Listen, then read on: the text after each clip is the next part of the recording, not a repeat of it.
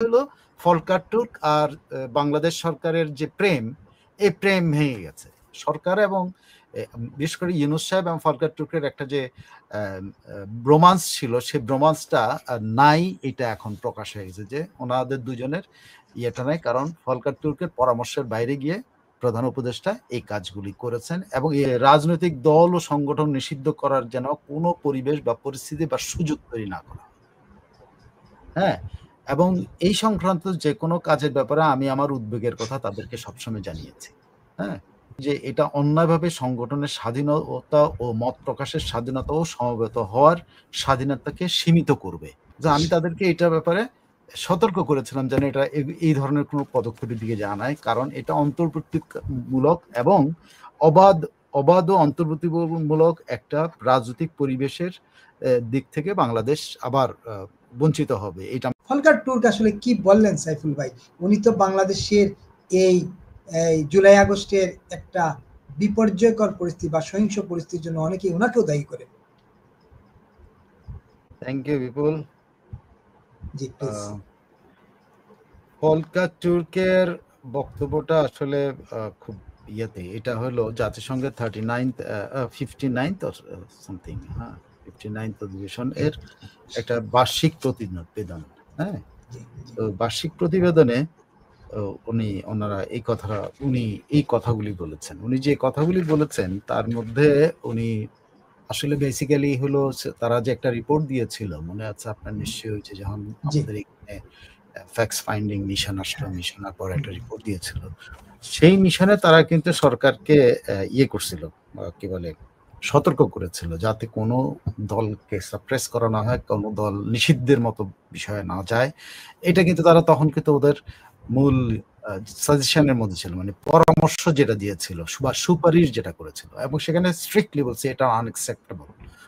হ্যাঁ, সোফার I remember যে একেবারে মানে তারা এই একটা বিষয় কিন্তু খুব কঠোরভাবে সরকারকে অ্যালার্ট করেছিল যে এই ধরনের উদ্যোগের দিকে না যায়, কিন্তু সরকার সেই উদ্যোগের দিকে গিয়েছে।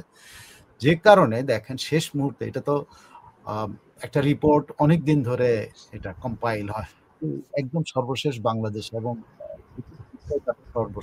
এই রিপোর্টটা বার্ষিক প্রতিবেদনের সর্বশেষ আনছেন, সেটা হলো Israel Iran conflict and Bangladesh প্রসঙ্গ। এইটা একেবারে লেটেস্টটা উনি এই রিপোর্টের মধ্যে এনেছেন। রিপোর্টে ডিটেইল আছে, কিন্তু তার প্রাথমিক বক্তব্যের মধ্যে উনি যেটা আমি যতটুকু চেষ্টা করছি খুঁজে পাওয়ার, সেটা উনি বলছেন যে উনি বেশ অনুপ্রাণিত হয়েছেন যে বাংলাদেশের দলগুলির মধ্যে নিজেদের মধ্যে সংলাপ হচ্ছে এবং তারপর একটা পরিবেশ তৈরি হচ্ছে যেখানে সংস্কার এবং অবাধ ও অন্তর্ভুক্তিমূলক একটা নির্বাচন হওয়ার মতো পরিবেশ হবে, এরকম একটা অর্থ দিকে মানে যেতে পারে বা হচ্ছিল। আমি তাদেরকে এই আহ্বানই জানিয়েছিলাম যে যাতে একটা অন্তর্বর্তীমূলক নির্বাচন যেন হয় এবং সংস্কারও যেন হয়। সো উনি যেটা মেন করছেন যে সরকার সেই দিকেই যাচ্ছিল, উনি অনুপ্রাণিত ছিলেন যে সরকার সেদিকে যেত, সবার সাথে আলাপ আলোচনা করছে, এবং তিনি বলছিলেন যে আমি তাদেরকে সতর্কও করেছিলাম যাতে ওই যে রিপোর্টটার কথা যেটা যাতে প্রথম যেটা আমরা আলোচনা করেছিলাম, সেটা হলো যে রাজনৈতিক দল ও সংগঠন নিষিদ্ধ করার যেন কোনো পরিবেশ বা পরিস্থিতি বা সুযোগ তৈরি না করা। হ্যাঁ, এবং এই সংক্রান্ত যে কোনো কাজের ব্যাপারে আমি আমার উদ্বেগের কথা তাদেরকে সবসময় জানিয়েছি। হ্যাঁ, কারণ আমি মনে করি যে এটা অন্যায়ভাবে সংগঠনের স্বাধীনতা ও মত প্রকাশের স্বাধীনতা ও সমবেত হওয়ার স্বাধীনতাকে সীমিত করবে। এই জন্য আমি তাদেরকে সবসময় এই ব্যাপারে সতর্ক করেছি যে এটা যেন না হয়। হ্যাঁ, কোনো আইন যেন না হয়, কোনো রকম আইনি পরিবর্তন যেন না হয়, কোনো রকম প্রশাসনিক উদ্যোগ যেন না হয়। এগুলো আমি তাদেরকে সবসময় সরকারকে উৎসাহিত করেছি। আমি উৎসাহিত ছিলাম যে তারা মানে সংলাপের আয়োজন করেছে, সে করেছে, এগুলো বরাবর। কিন্তু তিনি মানে উদ্বেগ প্রকাশ করেছেন, যেটা concern, he is very concern and he says like this, যে সন্ত্রাসী কার্যক্রমে জড়িত ব্যক্তি বা সত্তার, যেটা একদম আইনি যে ব্যাখ্যা, আইনটার মধ্যে যা আছে, সত্তা মানে সংগঠন, যাবতীয় কার্যক্রম নিষিদ্ধ করার বিধান যুক্ত করে সন্ত্রাস বিরোধী সংশোধন অধ্যাদেশ 2025 জারি করে সরকার এই পরিস্থিতিটাকে চেঞ্জ করে ফেলছে। সরকার ওনার বক্তব্য হলো যে এই অধ্যাদেশটাই পুরো পরিবেশটাকে কিন্তু এই যে একটা অন্তর্ভুক্তিমূলক পরিবেশ সেটাকে পরিবর্তন করে ফেলছে, সেটা চেহারা চেঞ্জ হয়ে গেছে।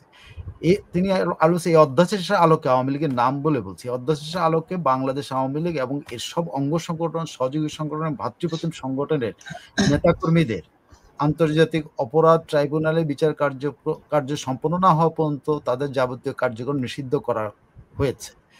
এছাড়া আন্তর্জাতিক অপরাধ ট্রাইব্যুনাল আইনও সংশোধন করেছে অন্তর্বর্তী সরকার।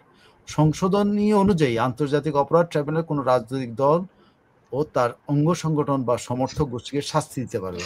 আমি তাদেরকে এটার ব্যাপারে সতর্ক করেছিলাম যেন এটা এই ধরনের কোনো পদক্ষেপের দিকে যাওয়া নাই, কারণ এটা অন্তর্ভুক্তিমূলক এবং অবাধ ও অন্তর্ভুক্তিমূলক একটা রাজনৈতিক পরিবেশের দিক থেকে বাংলাদেশ আবার বঞ্চিত হবে। এটা আমি তাদেরকে বলছি এবং আমাদের রিপোর্টেও আমরা তাদেরকে, এবং উনি বলছে উনি personally conveyed his opinions to the government. You understand, the government made professor Yunus, উনি নামটা উল্লেখ করেন, কিন্তু কনভে করেছেন সবসময় সতর্ক, কিন্তু সরকার সেই পথে হেঁটেছে। এটা তার জন্য খুবই উদ্বেগজনক। বাংলাদেশের সামনের পরিবেশটা কতটা শান্তিপূর্ণ থাকবে, কতটা থাকবে, এই ব্যাপারে তার যথেষ্ট সন্দেহ উনি প্রকাশ করেছেন। তো এটা হল সংক্ষিপ্ত সার। পুরো রিপোর্টটা পড়া গেলে বুঝে যাবে, কারণ পুরো বার্ষিক প্রতিবেদন মানে অনেক বড়, আগের টাইমের। তো পুরোটা পড়লে আমরা হয়তো আরো ডিটেল জানতে পারবো, কিন্তু ইয়েভাবে হলো ফলকার তুর্ক আর বাংলাদেশ সরকারের যে প্রেম, এই প্রেম ভেঙে গেছে। যে ফলকার তুর্ক যেভাবে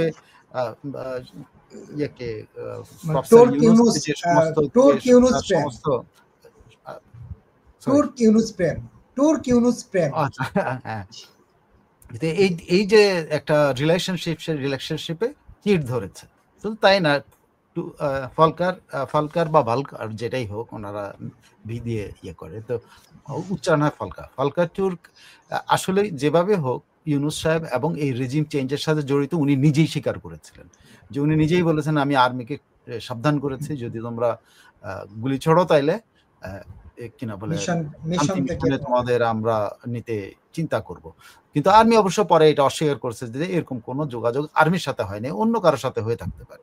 যাই হোক, ফলকার তুর্ক এটা দাবি করেছিল এবং আমাদের সরকারও কিন্তু, আর্মি প্রতিবাদ করেছে কিন্তু সরকার কিন্তু প্রতিবাদ, কিন্তু সরকার এবং বিশেষ করে ইউনূস সাহেব এবং ফলকার তুর্কের একটা যে ব্রোমান্স ছিল, সেই ব্রোমান্সটা নাই, এটা এখন প্রকাশ হয়ে গেছে যে ওনাদের দুজনের ইয়েটা নাই, কারণ ফলকার তুর্কের পরামর্শের বাইরে গিয়ে প্রধান উপদেষ্টা এই কাজগুলি করেছেন এবং এই আইন সংশোধনকে উনি খুবই উদ্বিগ্ন বলেছেন, যে এতে করে ইনক্লুসিভ পলিটিক্সের হচ্ছে, থেকে বাংলাদেশ দূরে সরে যাচ্ছে। অন্তরা এটা এই হলো মুদ্রা বিষয়।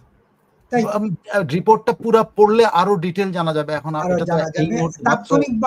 তাৎক্ষণিকভাবে এটাই হচ্ছে মুদ্রা বিষয়। আমরা যদি ভুল না করি, পরিষ্কার একটা ধারণা পেলাম আমরা আসলে।